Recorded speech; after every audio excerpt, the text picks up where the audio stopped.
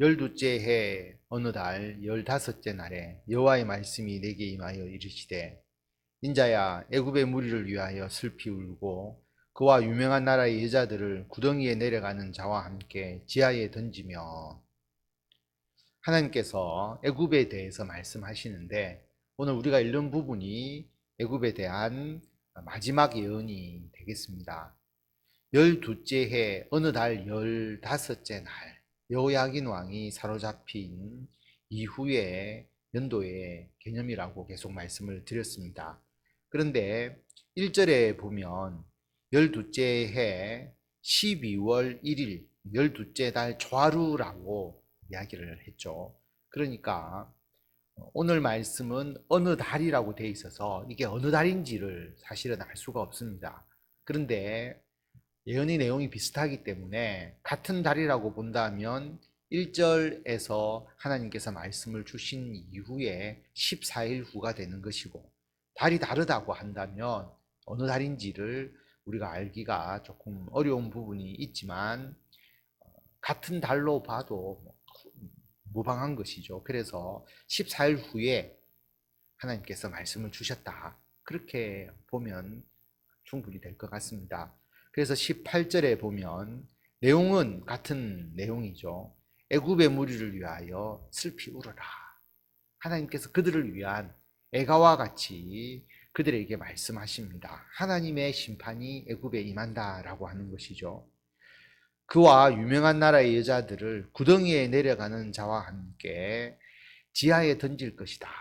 그라고 하는 것은 애굽을 의미하고, 애굽뿐만 아니라 유명한 나라의 여자들, 강대국의 백성들, 여자라고 표현이 되었지만 뒤에 보면 이제 아름다움이라는 것과 연계가 되어 있어서 여성이라고 했지, 꼭 여성들만 구덩이에 내려가는 자와 함께 지하에 던지라, 죽음을 의미하는 것이죠.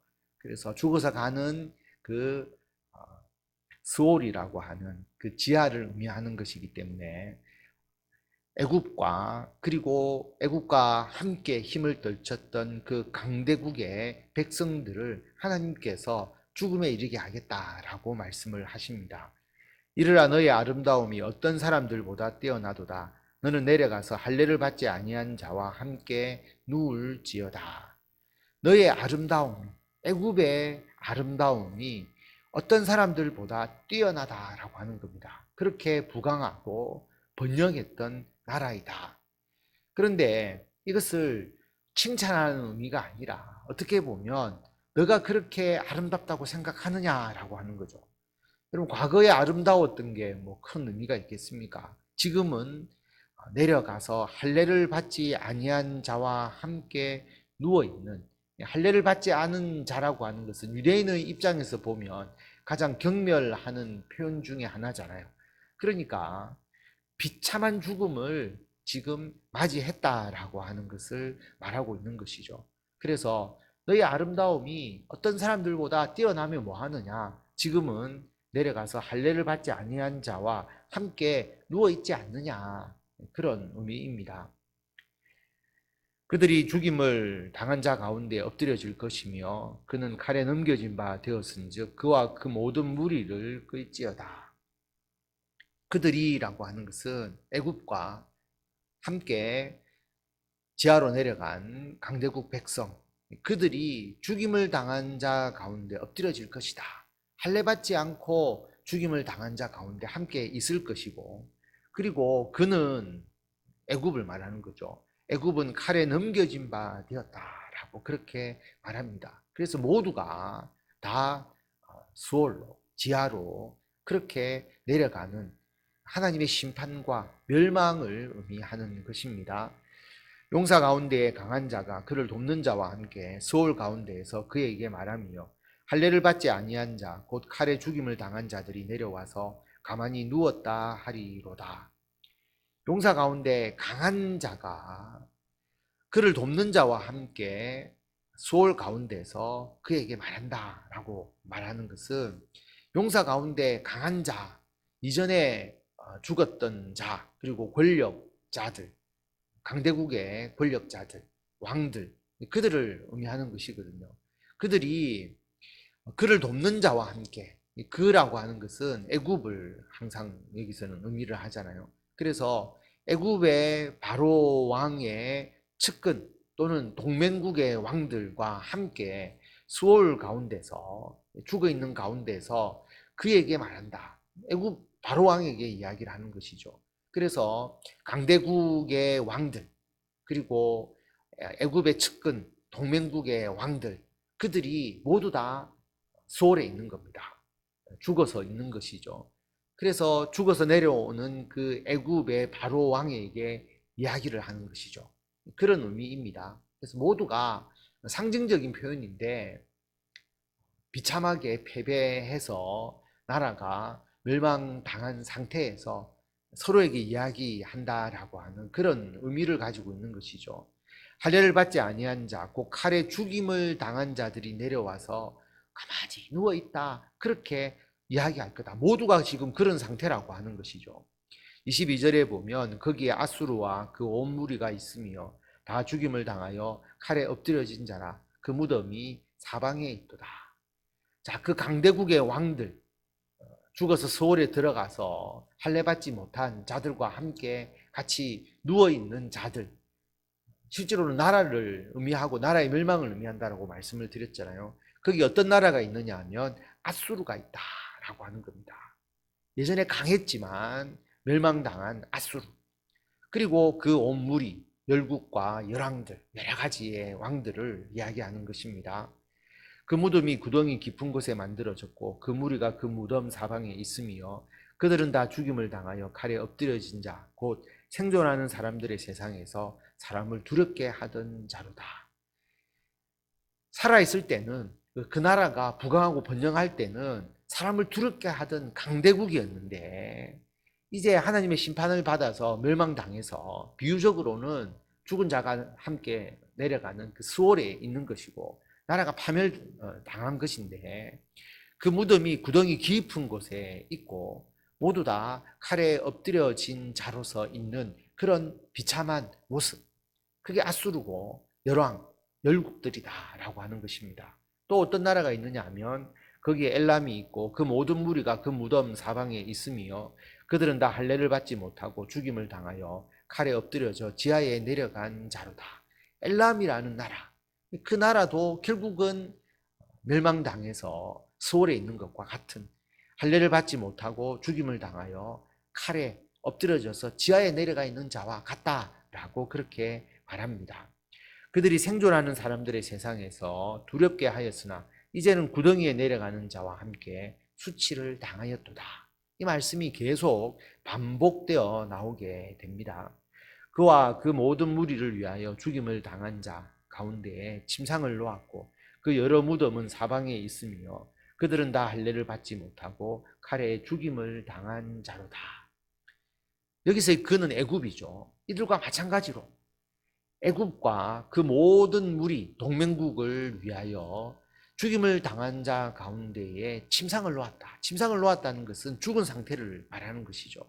할례를 받지 못하여 칼에 죽임을 당한 자들과 함께 누워있는 죽은 상태인 애굽과 그 동맹국을 이야기를 하고 있습니다. 그들이 생존하는 사람들의 세상에서 두렵게 하였으나 이제는 구덩이에 내려가는 자와 함께 수치를 당하고 죽임을 당한 자 가운데에 뉘었도다. 거기에 메섹과 두발과 그 모든 무리가 있고 그 여러 무덤은 사방에 있으며 그들은 다 할례를 받지 못하고 칼에 죽임을 당한 자로다. 그들이 생존하는 사람들의 세상에서 두렵게 하였으나 메섹과 두발 그리고 그 모든 무리들 그들도 한때는 강했지만 지금은 칼에 죽임을 당하여서 할례 받지 못한 자들과 함께 누워있는 존재 나라가 멸망당해 있는 상태다라고 하는 것입니다. 그들이 할례를 받지 못한 자 가운데 이미 엎드러진 용사와 함께 누운 것이 마땅하지 아니하냐. 이 용사들은 다 무기를 가지고 소홀에 내려가서 자기의 칼을 베개로 삼았으니 그 백골이 자기 죄악을 졌으며 생존하는 사람들의 세상에서 용사의 두려움이 있던 자로다. 강해서 힘을 떨치고 번영하던 나라였는데 이제는 멸망당해서 백골이 자기의 죄악을 졌다라고 하는 것은 그 죽음과 파멸이 자기의 죄로 인해서 당연한 결과다라고 하는 것이죠. 그래서 무기를 가지고 서울에 내려가서 자기의 칼을 베개로 삼고 있다. 예전에 사람을 무덤에서 장사 지낼 때 용사들 칼을 같이 넣어주고 이런 풍습을 빗대어서 이야기를 하는 것이죠. 자기의 칼을 베개로 삼고 있지만 할례받지 못한 자와 함께 누워있는 그런 존재에 불과하다라고 하는 거죠. 자기의 죄악으로 인해서 파멸한 나라임을 말씀하고 있습니다. 오직 너는 할례를 받지 못한 자와 함께 패망할 것이며 칼에 죽임을 당한 자와 함께 누우리로다. 너는 애굽을 의미하죠. 애굽, 너도 이들과 함께 패망할 것이다. 칼에 죽임을 당한 자와 함께 누울 것이다 라고 그렇게 말합니다. 애굽에 대해서는 앞으로 일어날 것이다 라고 그렇게 말하는 것이고, 다른 나라에 대해서는 이미 누워 있다라고 말하는 겁니다. 그렇게 보시면 쉽게 애굽에 대한 이야기와 또 다른 강대국에 대한 이야기를 구분할 수가 있습니다. 29절에 보면 거기에 에돔 곧 그 왕들과 그 모든 고관이 있으며 그들이 강성하였었으나 칼에 죽임을 당한 자와 함께 있겠고 할례를 받지 못하고 구덩이에 내려간 자와 함께 누우리로다. 거기에 또 에돔과 왕들과 고관들이 있다라고 말합니다. 그런데 에돔은 함께 누우리로다라고 되어 있죠. 지금 누워 있는 게 아니라 에돔은 나중에 이들과 똑같이 멸망당할 것임을 말씀하고 있습니다.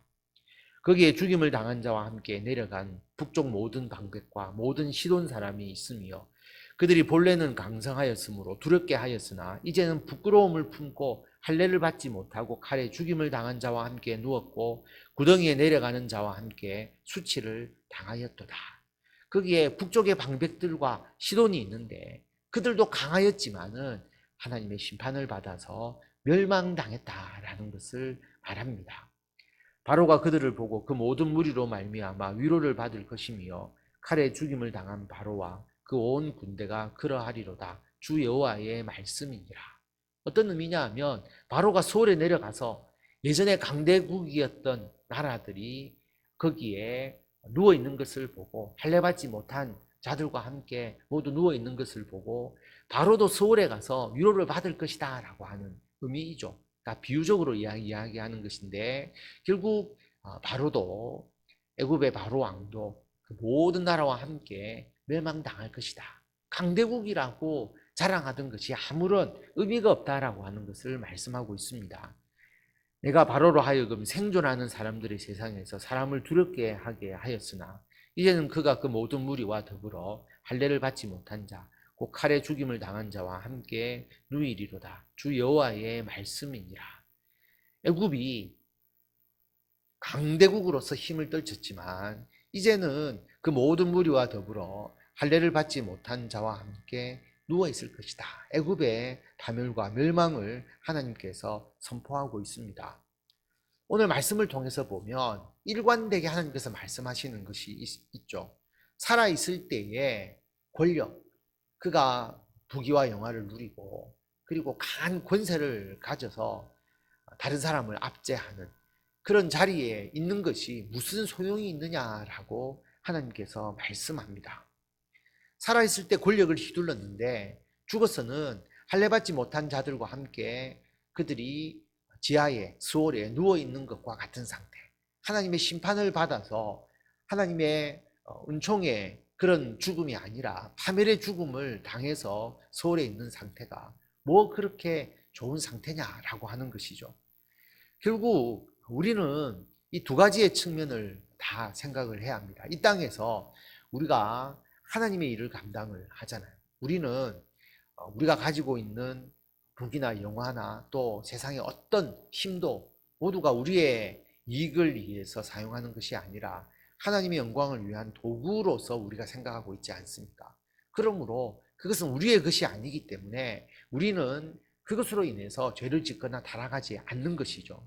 그게 이 땅에서 우리가 살아가면서 해야 될 가장 중요한 일입니다. 하나님의 일을 생각하고 하나님의 영광을 위해서 살아가는 것이죠. 그래서 이 땅에 살면서 하나님의 은총 가운데 살아가고, 그런데 이 세상에서 삶은 유한하지 않습니까? 결국은 우리도 이 죽음이라는 것을 맞이하게 되는데 죽음 이후에 우리들의 삶, 하나님과 함께 하나님의 은총과 구원을 받아서 살아가는 하나님의 나라에서의 복된 삶, 그것이 우리들에게 있다라고 하는 거죠. 이 두 가지가 함께 있어야 비로소 행복한 삶이고 의미 있고 복된 삶이다라고 하는 것을 하나님께서 우리에게 말씀해 주고 계시는 겁니다. 나라도 마찬가지고, 그리고 우리 개인도 마찬가지다라고 하는 거죠. 이 땅에서 살아있을 때 하나님의 영광을, 죽어서 하나님의 은총과 하나님의 영원한 생명을 받아 누리면서 하나님과 더불어 살아가는 삶을 살아나가는 것, 그것이 우리가 예수 믿는 자들에게 주시는 하나님의 은총입니다. 그래서 지금 이 세상에서의 부귀영화를 비교하지 마시고요. 그것뿐만 아니라 더 중요한 것은 우리에게 예수님을 믿음으로써 주신 하나님의 나라의 영광이 있다라고 하는 것. 그리고 예수 믿는 자들에게 있어서 이 땅의 부귀영화나 권세나 그 모든 것은 하나님의 도구일 뿐이다라고 하는 거죠. 그렇기 때문에 그 도구를 가지고 누가 더 뛰어난지, 누가 더 잘 사는지 이런 부분에 대해서 서로가 시기나 질투하는 것이 아니라 하나님께서 주신 그 도구대로 우리가 열심히 주님의 영광을 위하여 살아가는 것, 이게 우리들의 삶에 의미가 있다는 것이고, 그 이후에 하나님의 나라에서 영원히 우리가 하나님께서 주신 그 은총을 똑같이 받아 누리는 그 하나님의 손길이 있다라고 하는 것을 기억하시고, 오늘 하나님께서 주시는 말씀을 우리들의 심령에 새기고 이 땅에서도 하나님의 영광을, 죽어서 주님의 은총을 풍성하게 받아 누리시는 성도 여러분들이 다 되시기를 바랍니다.